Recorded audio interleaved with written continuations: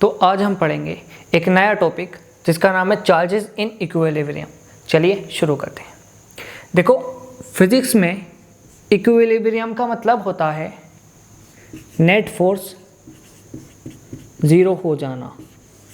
मतलब फिजिक्स में कोई भी चीज़ इक्विलिब्रियम पर तब होगी जब उस पर नेट फोर्स ज़ीरो लग रहा होगा। फोर्स लग सकता है लेकिन उसका नेट रिजल्टेंट ज़ीरो आना चाहिए, तभी कोई भी ऑब्जेक्ट या कोई भी चीज़ फिजिक्स में इक्विलिब्रियम पर होगी। बस ये चीज़ ध्यान रखना, ठीक है। आज का हमारा टॉपिक है चार्जेस इन इक्विलिब्रियम। मतलब कोई भी चार्ज इक्विलिब्रियम में तब होगा जब उसके ऊपर नेट फोर्स ज़ीरो होगा, ठीक है। चलिए मैं एक एग्जांपल लेता हूँ। मान लो एक स्क्वायर है ये, ठीक है। एक चार्ज यहाँ पर रखा है प्लस क्यू, एक चार्ज यहाँ पर रखा है प्लस क्यू, एक चार्ज यहाँ पर रखा है प्लस क्यू, एक चार्ज यहाँ पर रखा है प्लस क्यू और एक चार्ज यहाँ पर रखा है प्लस क्यू। अब आपसे कोई पूछ ले यार इन पांचों चार्जेस में, मान लो इसको 1 मान लो, इसको 2 चार्ज मान लो, इसको 3rd चार्ज मान लो, इसको 4th चार्ज मान लो और इसको 5th चार्ज मान लो, ठीक है। अब आपसे कोई पूछ ले यार इन पांचों चार्जेस में इक्विलिब्रियम पर कौन है, तो आप पता करोगे नेट फोर्स किस पर ज़ीरो है।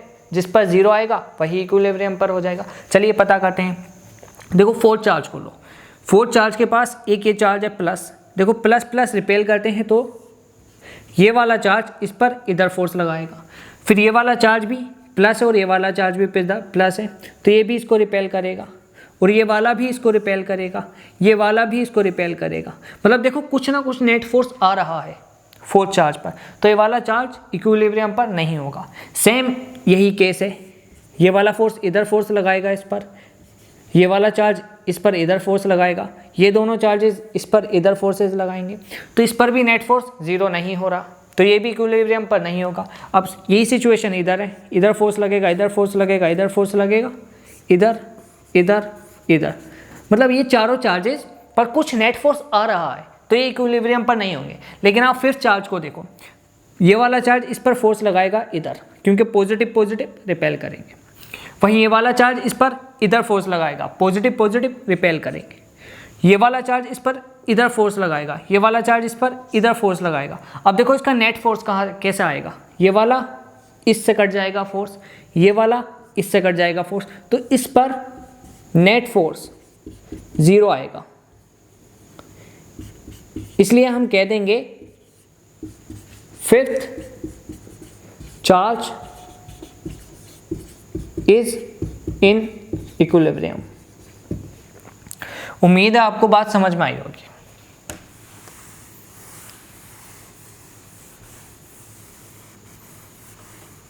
अब देखो एक स्टैंडर्ड क्वेश्चन होता है जो इलेक्ट्रोस्टैटिक्स में पूछा जाता है। वो क्वेश्चन कुछ इस तरह से होता है कि एक चार्ज इधर ले लेते हैं क्यू, मान लो इसको प्लस क्यू लेते हैं, और एक चार्ज इधर ले लेते हैं, इसको प्लस 4 क्यू ले लेते हैं। और क्वेश्चन कुछ इस तरह से पूछा जाता है कि वेयर, ये क्वेश्चन है, should place a 3rd charge, मतलब कहाँ पर तीसरा चार्ज पुट करना चाहिए on line joining of 2 charges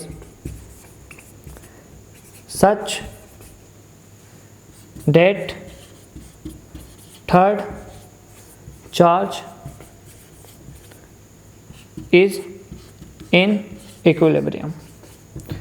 देखो क्वेश्चन का कहने का मतलब ये है कि ये 2 चार्जेस हैं और इन दोनों चार्जेस की लाइन ज्वाइनिंग लाइन ये है, ठीक है। मतलब 2 चार्जेस के सेंटर को ज्वाइन करती हुई लाइन ये है, तो इस लाइन पर कहाँ तीसरा चार्ज रखें जिसकी मैग्नीट्यूड है प्लस क्यू।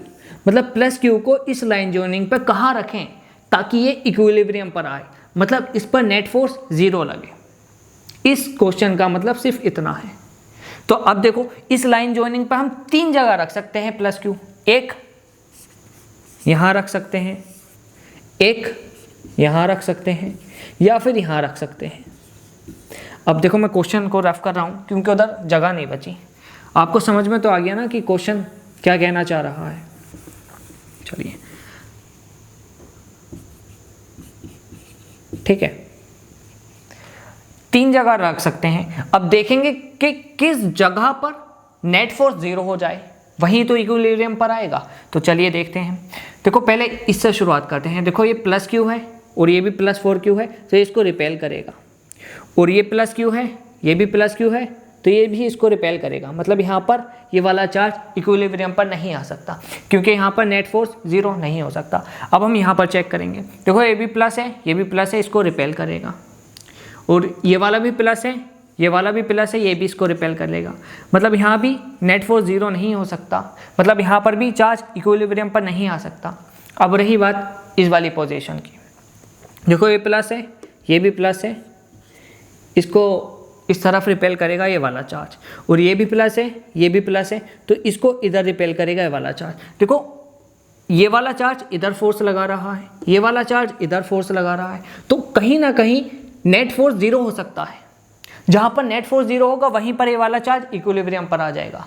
मतलब हाँ, इन दोनों के बीच में ये वाला चार्ज इक्विलिब्रियम पर आ सकता है, ठीक है। लेकिन आप क्वेश्चन को पीछे जाकर देखो तो आपको पता चलेगा। हमें इसकी लोकेशन भी निकालनी है। और देखो क्वेश्चन में प्लस क्यू और प्लस 4q के बीच की लेंथ या डिस्टेंस l दे रखी है, ठीक है। तो अब देखो प्लस क्यू को मान लेते हैं प्लस क्यू से x डिस्टेंस पर रखें तो नेट फोर्स 0 हो जाएगा। तो अगर ये x हो गई तो यहाँ से यहाँ तक l है, यहाँ से यहाँ तक x हो गई तो यहाँ से यहाँ तक l माइनस x हो गई, ठीक है। अब हमें x की वैल्यू निकालनी है कि प्लस क्यू से कहाँ पर नेट फोर्स 0 होगा। ये भी क्वेश्चन आता है इसलिए निकाल रहे हैं, ठीक है। चलिए देखो प्लस क्यू पर फोर्स लगाएगा मान लो F1, और प्लस क्यू पर फोर्स लगाएगा मान लो F2। तो अब ये F1 is equal to F2 होगा, तभी तो इस पर नेट फोर्स 0 होगा। जब नेट फोर्स 0 होगा तभी तो इक्विलिब्रियम पर आएगा। तो F1 को F2 के बराबर कर दो।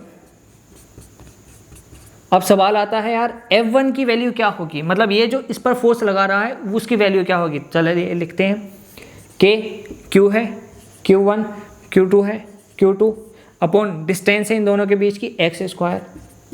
और F2 की वैल्यू जो प्लस 4q के द्वारा फोर्स लग रहा है उसकी वैल्यू क्या होगी, देखिए K into Q1 into Q2 upon L minus x का होल स्क्वायर। K से K कट जाएगा, K इससे कट जाएगा, छोटे q से छोटे q, बड़े q से बड़ा q, ठीक है। अब इसको आप आगे बढ़ाओगे तो कुछ इस तरह से आ जाएगा कि L minus x upon x का whole square is equal to 4, ठीक है। अब देखो इसको स्क्वायर क्यूब करोगे तो आ जाएगा L minus x upon x is equal to √4। √4 किसके बराबर होता है 2, ठीक है। चलिए अब इसको आगे सोल्व करोगे तो L minus x is equal to 2, x इधर को चला जाएगा तो x। अब इसको आप और आगे सोल्व करोगे तो L minus x, sorry x को हम उधर ले जाते हैं तो L is equal to 2x plus x, तो ये हो जाएगा L is equal to 3x। तो यहाँ पर x की वैल्यू आ गई L/3, ठीक है। तो मतलब प्लस क्यू से L/3 दूरी पर जाकर इसके पास नेट फोर्स 0 हो जाएगा। मतलब प्लस क्यू से L/3 की दूरी पर जाकर ये इक्विलिब्रियम पर आ जाएगा। आप क्वेश्चन में ऑप्शन होगा उस पर टिक मार सकते हैं, ठीक है। उम्मीद है ये वाला क्वेश्चन समझ में आया होगा।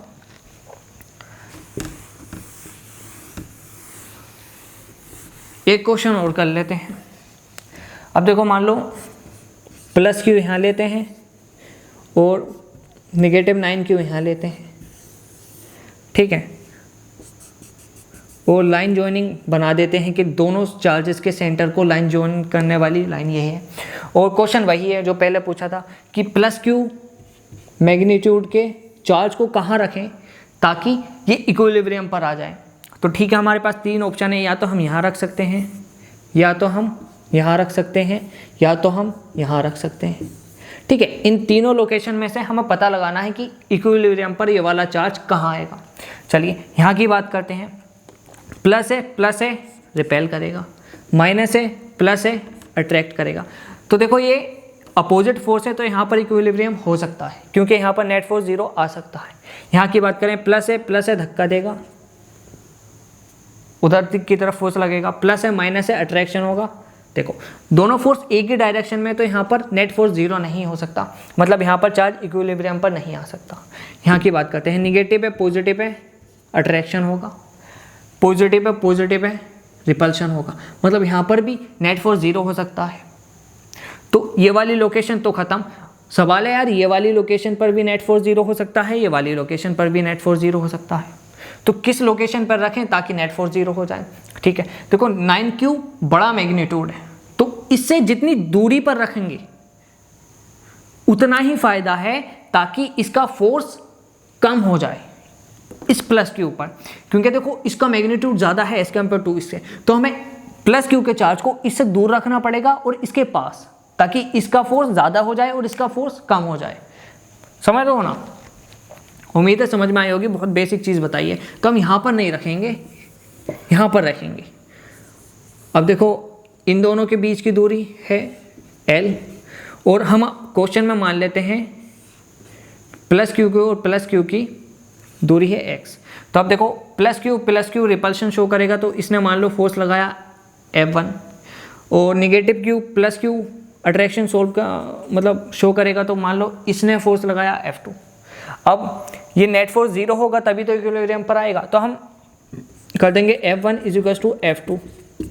अब F1 इसके द्वारा था, मान लो इसको 1 मान लो और इसको 2 मान लो, तो F1 इसके द्वारा था, तो कितना फोर्स होगा हम लिखते हैं, देखो K Q1 Q2 अपॉन दूरी कितनी है x² is equals to K into Q2 into Q1 upon, देखो यहाँ से यहाँ तक की दूरी L प्लस X, तो ये हो गया L प्लस X का होल स्क्वायर। K से K कटेगा, Q से Q, ठीक है ये कट जाएगा सब, और आखिर में आपको मिलेगा L plus X upon x² is equals to 9 इसका स्क्वायर। अब इसको आप आगे बढ़ाओगे तो आ जाएगा L plus X upon X is equals to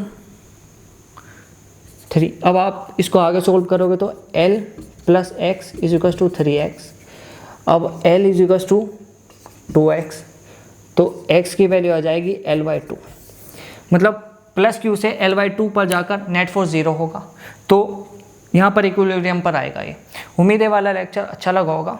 बस ये क्वेश्चन हो गया, आपसे ऑप्शन में ये दिख जाएगा तो आप इसको टिक कर देना। ठीक है, थैंक यू।